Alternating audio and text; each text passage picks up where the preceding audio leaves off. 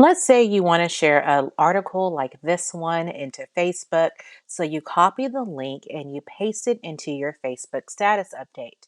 But you'll notice that this image right here is not the same as the one that's on the article page. So you go into your article, you update the social preview image like this, and then you copy and paste that link back into Facebook. But you'll see here it's still the same old image. So you paste it again and you notice same old image. Let's try it one more time. Paste, and it's still showing the same old image. Now we want to go to a tool called Facebook Debugger, and you click on Sharing Debugger, and you'll notice there's a field here for you to paste the link of the article.